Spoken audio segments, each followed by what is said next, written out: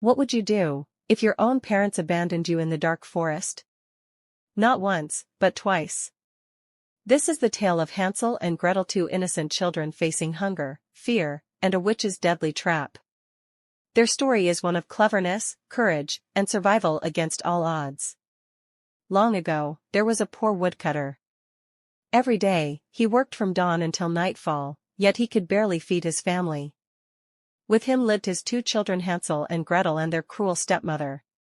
Drought had ruined crops, famine spread across the land, and their cupboards stood nearly empty. Each night, the children went to sleep with aching stomachs. One night, the stepmother whispered bitterly, "Tomorrow, we'll take the children deep into the forest, and leave them there. Otherwise, we'll all starve to death." The woodcutter's heart broke at these words. He loved his children dearly, but his wife's cold eyes and sharp tongue left him weak and powerless. One night, the stepmother whispered bitterly, "Tomorrow, we'll take the children deep into the forest, and leave them there. Otherwise, we'll all starve to death." The woodcutter's heart broke at these words. He loved his children dearly, but his wife's cold eyes and sharp tongue left him weak and powerless. The next morning, the parents led Hansel and Gretel deep into the woods. With each step, the trees grew taller, shadows darker, and the children's hearts heavier.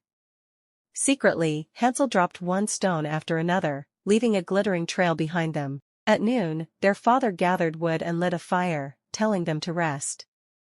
Then he and the stepmother slipped away, leaving the children alone. When night fell, fear pressed in, but Hansel held Gretel's hand. Under the moonlight, the white stones shone like 1,000 tiny lamps, guiding them safely home. Their stepmother was furious at their return. Days later, she forced their father again. This time, Hansel could not gather stones. The cruel woman had locked every door and window tightly.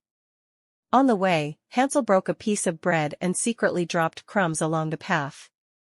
"Don't worry, Gretel," he whispered, "we'll find our way back again." But when they tried to return, the crumbs had vanished, eaten by birds. Darkness surrounded them. Hungry and lost, the children wandered deeper into the woods. At last, they saw something wondrous, a house made of gingerbread, sugar, and shining candy. The walls smelled sweet, the windows glistened with sugar. Starving, Hansel broke a piece, Gretel licked the sugar glass, and both ate with joy. Suddenly, the door creaked open. An old woman smiled kindly, inviting them inside. "Oh, poor children, come in, eat as much as you like." But behind that smile hid a wicked witch. The witch slammed the door, locked Hansel inside a cage, and forced Gretel to cook and clean. "I will fatten the boy until he is ready to eat," she hissed. Each day, the witch reached into the cage to feel Hansel's finger, checking if he had grown plump. Clever Hansel, however, held out a chicken bone he had found. Nearly blind, the witch believed he was still thin. Days turned to weeks, and Hansel grew no fatter in her eyes. At last, the witch grew impatient. She ordered Gretel to climb into the oven to check the fire. Gretel pretended not to understand. "Show me, dear grandmother, how do I climb in?" Grumbling, the witch bent down and stuck her head inside. In that instant, Gretel pushed hard and slammed the door shut. Flames roared, and the witch was gone forever. Hansel and Gretel unlocked the cage, explored the house, and found chests of gold, silver, and jewels hidden in every corner. At last, they were free, not just from hunger, but from fear.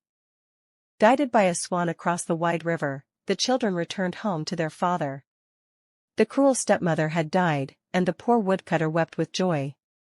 From then on, Hansel, Gretel, and their father lived together in happiness, never hungry, never abandoned again.